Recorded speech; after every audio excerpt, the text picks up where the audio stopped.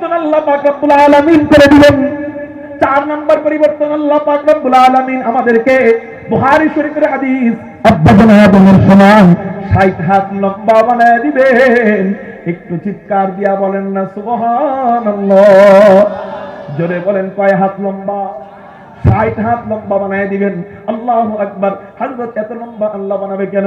বলে এত লম্বা বানানোর অনেক কারণ আছে। এর মধ্যে একটা কারণ হলো আল্লাহ জান্নাতের যে নিয়ামতগুলো রাখবে, জান্নাতের যে খাবারগুলো রাখবে, এই টেঙ্কু মার্কা 3.5 হাত শরীর নিয়া জান্নাতের ভিতরে গেলে জান্নাতের এত বড় বড় খাবার হাঁটায় এই লাগুর পাবো না।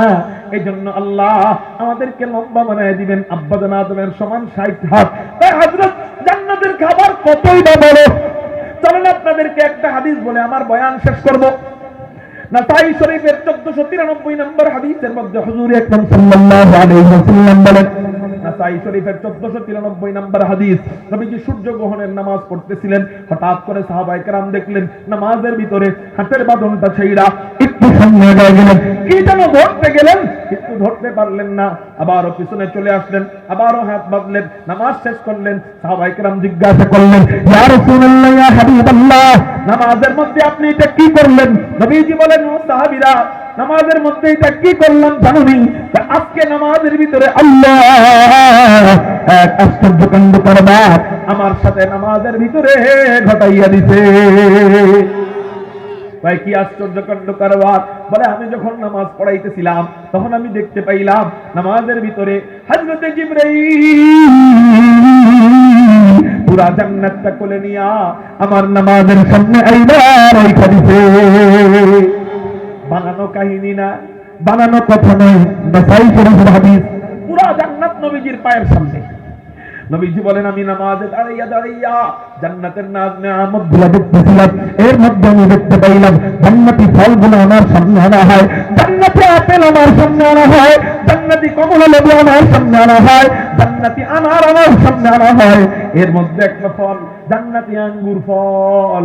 আঙ্গুর যখন আমার সামনে আনা হয়, জান্নাতের অন্যান্য ফল দেখা নিজেকে অনেক কষ্ট করে নামাজের ভিতরে কন্ট্রোল করে রাখতেছিলাম, কিন্তু আঙ্গুর ফল এত সুন্দর করে সাজানো, এটা দেখে আমি আর নিজেকে কন্ট্রোল করতে পারলাম না। জান্নাতের একটা মাত্র আঙ্গুরের থোড়া আমি দেখছিলাম, ওই থোড়া হাত ধরার জন্য নামাজের ভিতরে আমার হাত অটোমেটিক সামনে চলে গিয়েছিল।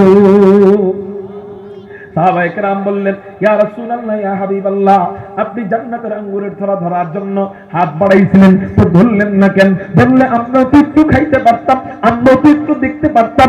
নবীজি বলেন, ও সাহাবীরা, কি বলো না বলো, জান্নাতের একটা আঙ্গুরের থোড়া কত বড় কত বড় কত বড় কত বড়। আমি যদি জান্নাতের মাত্র এক আঙ্গুরের থোড়া আনতে পারতাম, আমি থেকে নিয়ে কিয়ামত পর্যন্ত সমস্ত মানুষ, সমস্ত জাতি, সমস্ত গোষ্ঠী সকলে মিলে জান্নাতের মাত্র এক আঙ্গুরের থোড়া থেকে আঙ্গুর খাইতে থাকতো, কিয়ামত হয়ে যাইতো। তারপরে জান্নাতের মাত্র একটা আঙ্গুরের থোড়াও শেষ হতো না।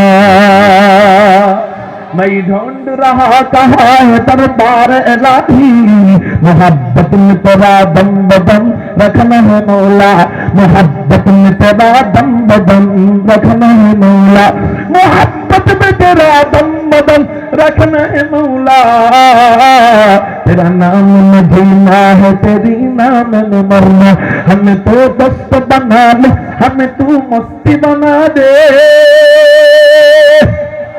हमें तू दोस्त बना ले, हमें तू मस्ती बना दे, हमें तू प्यार बना ले, हमें तू यार बना ले, हमें तू प्यार बना ले, हमें तू यार बना ले, तो खुदावंद यमीनी, तो खुदावंद शिमाली, तो खुदावंद यमीनी, तो खुदावंद शिमाली, तो खुदावंद अराधी, तो खुदावंद समानी, तो खुदावंद अराधी, तो खुदावंद समानी, तो खुदा मालिक फिरदौस, तो खुदा हालिक तू नार, तूने फरमान करा मन तो गुनाहगार के गफ्फार, तूने फरमान करा मन तो गुनाहगार के गफ्फार। कारो जबान যেন বন্ধ থাকে না, চিৎকার দিয়ে বলি না আল্লাহু আকবার। দুনিয়াতে ছোট ফল আঙ্গুর, জান্নাতে গেলে যদি এত বড় হয়, এবার আপনি চিন্তা করেন তাহলে জান্নাতে মুরগির রান কত বড়, মুরগির রান যদি এত বড় হয়, খাসির রান কত বড়, এটা যদি এত বড় হয়, গরুর রান কত বড়, এটা যদি এত বড় হয়, জান্নাতের উটের রান কত বড়। বলে এত বড় বড় খাবার খাওয়ার জন্য এই টেঙ্কুমার এতটুক শরীর নিয়ে মানায় না। এই জন্য আল্লাহ আমাদেরকে আব্বাজান আদমের সমান 60 হাত লম্বা বানায় দিবেন। একটু চিৎকার দিয়া বলেন সুবহানাল্লাহ। এই হলো 4টা পরিবর্তন। এই 4টা পরিবর্তনের পর জান্নাতের দরজা দিয়ে আমরা ঢুকবো কেমনে? ঢোকার সময় আমাদেরকে কারা অভ্যর্থনা দিবে? অভ্যর্থনা দেওয়ার সময় আমাদেরকে ফেরেশতারা কি বলবে? জান্নাতি বিবিরা, জান্নাতি হুররা আমাদেরকে কিভাবে অভ্যর্থনা দিবে? জান্নাতে আল্লাহ আমাদেরকে কেমনে সালাম দিয়ে? জান্নাতি বিবিদের সাথে জান্নাতে আমাদের গান বাজনা কেমন হবে? জান্নাতি হুরদের সাথে আমাদের অবস্থা কেমন হবে? জান্নাতের সমুদ্রের সৈকত কেমন হবে? জান্নাতের মাহফিল কেমন হবে? জান্নাতে আল্লাহকে দেখার দৃশ্য কেমন হবে? ইনশাআল্লাহ আল্লাহ যদি পরবর্তীতে কখনো বসান, কখনো সুযোগ দেয়, তাহলে বাকি আলোচনা করব। ওয়াসিকাল্লাযীনা তাকাউ রাব্বাহুম ইলাল জান্নাতি যুমারা হাত্তা ইযা জাউহা ওয়া ফুতিহাত আবওয়াবুহা ওয়া ক্বালা লাহুম খাযানাতুহা সালামুন আলাইকুম আলাইকুম তিবতুম ফাদখুলুহা খালিদিন। আল্লাহ আমাদেরকে তাকওয়া অবলম্বনের মাধ্যমে, নামাজের মাধ্যমে তাকওয়া অবলম্বন করার, নামাজের মাধ্যমে তাকওয়া অবলম্বন করার, রোজার মাধ্যমে তাকওয়া অবলম্বন করার, শবে বরাতের মাধ্যমে তাকওয়া অবলম্বন করার, শবে কদরের মাধ্যমে তাকওয়া অবলম্বন করার, সামনে রমজান আসতেছে, রমজানের মাধ্যমে তাকওয়া অবলম্বন করে ওই জান্নাতে যাওয়ার তৌফিক দান করো। সবাই বলো আমিন। ওয়া আখির দাওয়ানা আলহামদুলিল্লাহ। আসসালামু আলাইকুম ওয়া রাহমাতুল্লাহ। দুনিয়াতে পাঠানোর কোনো প্রয়োজন ছিল? কিন্তু আল্লাহর এটা ভালো লাগে যে তার বান্দা তার কাছে জান্নাত চাইবে, এরপর জান্নাত দিবে। আবার ওই সময় থেকেই যদি জান্নাতে থাকতাম তাহলে জান্নাতের নিয়ামতের মজা আমরা বুঝতাম না। এই জন্য দুঃখের জায়গা, পরীক্ষার জায়গা জমিনে আল্লাহ পাঠাইছে, এই জন্য জান্নাতের মজা আমরা এখন বুঝবো। শুরুর থেকেই যদি জান্নাতে থাকতাম তাহলে মনে করতাম সবকিছু মনে হয় এমনই, ঠিক না বে ঠিক? সবকিছু মনে হয় এমনই, পুরো দুনিয়াটা মনে হয় এরকমই। এই জন্য আল্লাহ আমাদেরকে এই জায়গায় পাঠাইছে, আমরা জান্নাত চাইবো, এরপর আল্লাহ দিবেন। তা আল্লাহ আমাদের মাকসাদ, আল্লাহর মাকসাদ হলো জান্নাত দেওয়া, কিন্তু আল্লাহ পাঠাইছেন বান্দা এই দামি জিনিসটা একটু চাইলে আমি খুশি হই। দোয়া কর, উদউনি আস্তাজিব লাকুম। আমার মালিক কেমন মালিক? সব মালিকের কাছে চাইলে বেজার হয়, সব মালিকের কাছে চাইলে বেজার হয়, কিন্তু আমার মালিক কেমন রহমান, আমার মালিক কেমন রহিম।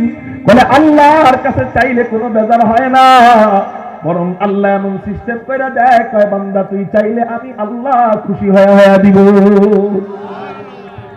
তো আল্লাহ চাইছে এই মেরাজের রজনীতে নবীজি যেন আল্লাহর কাছে কমানোর দোয়া করে, বলে দোয়া করলে আল্লাহ কমাবে না। তা না হইলে 50 থেকে ডাইরেক্ট পাস করতে পারতো, 50 থেকে ডাইরেক্ট পাস করে না, 50 থেকে 45। এরপর নবীজি আবারও দোয়া করে, আল্লাহ এটাও আমার উম্মতের জন্য কষ্ট হয়ে যাবে, আল্লাহ আর একটু কমায় দেন না। আল্লাহ বলেন যাও 40 করে দিলাম। নবীজি বলেন আল্লাহ আরো কমান, আরো কমানো হলো, 35 আসলো, 30 আসলো, 25 আসলো, 20 আসলো। এই করতে করতে সর্বশেষ 5 ওয়াক্ত নামাজে যখন এসে যায়, নবীজি এবার 5 ওয়াক্ত নামাজ নিয়ে যখন রওনা দিয়ে দিবে, আল্লাহ পাক নবীজির চেহারা মোবারকের উপর তাকায়া বুঝতে পারলেন যে 5 ওয়াক্ত নামাজ করার পর আমার রাসূলকে যতটা খুশি আমি দেখতে চাইছি, এখন কেন যেন ততটা খুশি দেখতেছি না। আল্লাহ রাসূলকে জিজ্ঞাসা করলেন, রাসূল এতটা খুশি তোমাকে দেখতেছি না, তুমি যেমনে দোয়া করলাম আমি আল্লাহ তোমার দোয়া অমনি কবুল করলাম। কমাইতে বললাম, যেমনে কমাইতে বললাম অমনে কমাইলাম, যা যা দোয়া করলাম তাই তাই কবুল করলাম। আজকের রজনী, আজকের রজনী মুহাব্বতের রজনী, এই রজনীতে কোনো কিছুই অপূর্ণ রাখা হয় নাই। বলে সাউফা ইউতিকা রাব্বুকা ফাতারদা, এত পরিমাণ আমি আল্লাহ তোমাকে দিচ্ছি যে তুমি খুশি হয়ে যাইবা। কিন্তু রাসূল তোমার চেহারাটা একটু বেজার দেখা যায় কেন? 5 ওয়াক্তে কমায় নিয়ে আসলাম, তোমার চেহারার মধ্যে হাসি থাকার কথা ছিল, কিন্তু তোমার চেহারাটা বেজার কেন? আকায়ে নামদার তাজদারে মদিনা সরকারে দো জাহাঁ আহমদ মুজতবা মুহাম্মদুর রাসূলুল্লাহ সাল্লাল্লাহু আলাইহি ওয়াসাল্লাম আল্লাহর কাছে বলে, আল্লাহ আমি জানি আমার উম্মতের সহজতার জন্য আপনি 50 ওয়াক্ত নামাজ থেকে 5-এ নামায় নিয়ে আসছেন, কিন্তু আমি ভাবতেছি আসলেই যদি 50 ওয়াক্ত নামাজ থাকতো আর আমার উম্মত যদি একটু কষ্ট কইরা ওই 50 ওয়াক্ত নামাজ পড়তে পারতো, তাহলে কতই না বেশি নেকি পাইতো, কতই না বেশি সওয়াবের অধিকারী হইতো।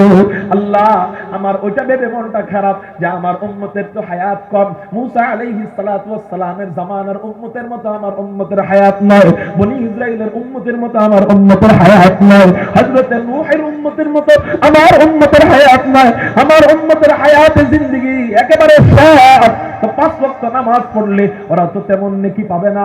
50 ওয়াক্ত পাইলে যতটা নেকি পাইতো, এখন তো নেকির হার কমে যাচ্ছে। এই জন্য আমি নবীর মন খারাপ। আল্লাহ পাক রব্বুল আলামিন বলেন, রাসূল আরে কেন মন খারাপ করতেছো? তুমি আমার কাছে দোয়া করছো কি? নবীজি বলেন, আল্লাহ আমি আমার উম্মতের নামাজ কমানোর দোয়া করছি। আল্লাহ কয়, হ্যাঁ নামাজ কমানোর দোয়া তুমি করছো, এই জন্য আমি আল্লাহ নামাজ কমায় দিলাম, কিন্তু একবারও তো বেতন কমানোর দোয়া করো নাই, একবারও তো পারিশ্রমিক কমানোর দোয়া করো নাই। যাও রাসূল যাও, তুমি তোমার উম্মতের কাছে যাও, হাসি মুখে ফিরে যাও, তোমার উম্মতের কাছে যায়া তুমি বুক টান করে ঘোষণা দিয়া দাও, ও আমার উম্মতেরা, তোরা কষ্ট করে মাত্র 5 ওয়াক্ত নামাজ পড়বি। এই 5 ওয়াক্ত নামাজের বিনিময়ে আল্লাহ এতটাই বেশি খুশি হবেন। তোদের 50 ওয়াক্ত নামাজ পড়তে কষ্ট হইতো, কিন্তু আল্লাহর 50 ওয়াক্ত নামাজের নেকি দিতে কোনো কষ্ট হবে না। অতএব 5 ওয়াক্ত নামাজ পড়বি। আল্লাহ পাক রব্বুল আলামিন এই 5 ওয়াক্তের বিনিময়ে প্রতিদিন গুনে গুনে 50 ওয়াক্ত ফরজ সালাতের সওয়াব দিয়ে দিবে। লা বিদ্দা ওয়ালা নিদ্দা ওয়ালা হাদ্দা লিমাওলা, লা বিদ্দা ওয়ালা নিদ্দা ওয়ালা হাদ্দা লিমাওলা, লা কুফুয়া ওয়ালা বিলদা ওয়ালা আম্মা ওয়াকালা, লা কুফুয়া ওয়ালা বিলদা ওয়ালা আম্মা ওয়াকালা। কয় রাসূল তোমার উম্মতের কাজ করতে কষ্ট হবে, এজন্য কাজ কমায়া দিলাম, কিন্তু মজুরি দিতে তো আমি আল্লাহর কোনো কষ্ট হবে না। অতএব মজুরি কমাবো কেন? তুমি তো মজুরি কমানোর দোয়াও করো নাই। যাও যাও যাও, তোমার উম্মত 5 ওয়াক্ত নামাজ পড়বে, 50 ওয়াক্তের সওয়াব। তার মানে 5 ওয়াক্ত নামাজ পড়তে 1 থেকে 1.5 ঘন্টা সময় লাগে, আমি সওয়াব পেয়ে যাব 1000 মিনিটের।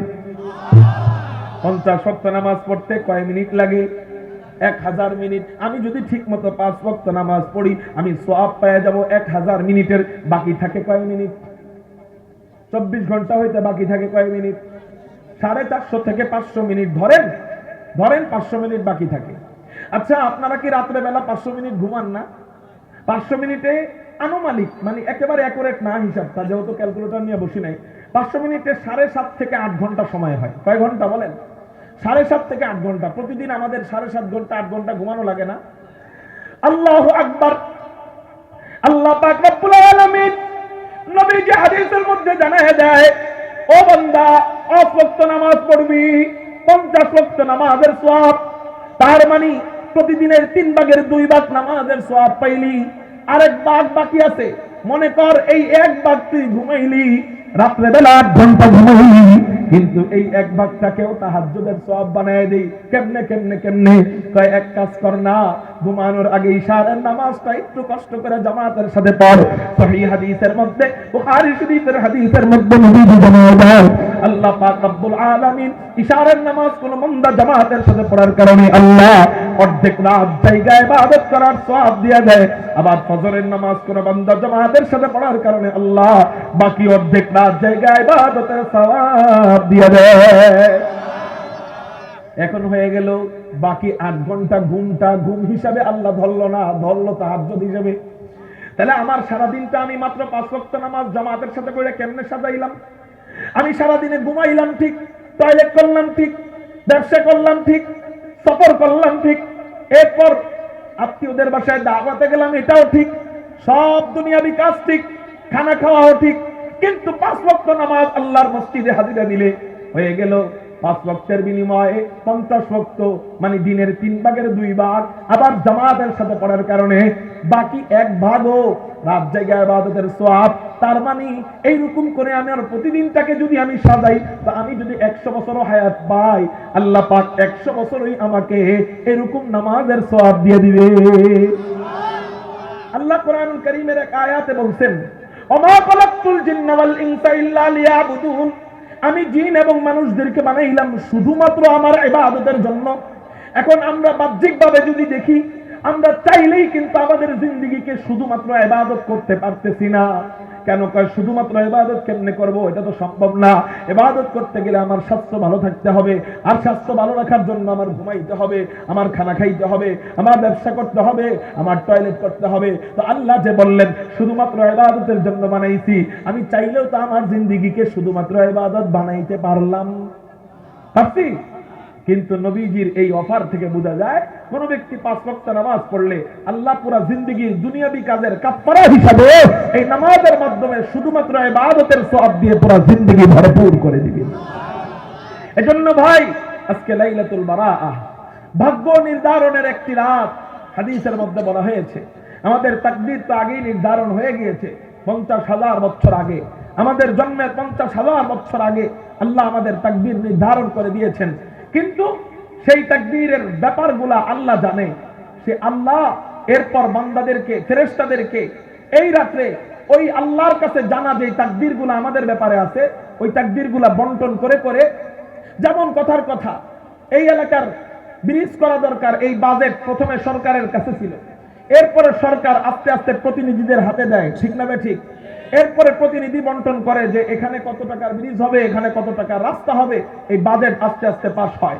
মুহতারাম হাজিরিন, আমাদের তাকদীরের বাজেটটা আল্লাহ আগেই পাস করে রাখছে, কিন্তু ওইটা এই রজনীতে আল্লাহ পাক ফেরেশতাদের হাতে বন্টন করে। এবং হাদিসের থেকে বোঝা যায় এটা লাইলাতুল কদর, যে কদরের রাত্র সামনে রমজানের শেষে আসতেছে, ওই রাত্রে ফেরেশতারা এই তাকদীর অনুযায়ী কার্যক্রম শুরু করে।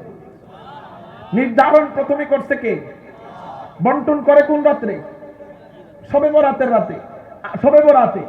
আর এটা ফেরেশতারা কার্যক্রম শুরু করে দেয় কোন রাতে? তাকদীরের লাইলাতুল কদর, শবে কদরের যে রাত, এই রাতে।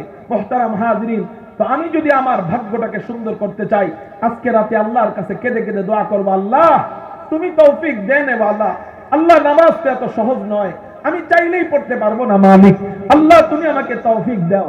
আজকে শুধু এই দোয়াটাই বেশি করব, পারবো ইনশাআল্লাহ?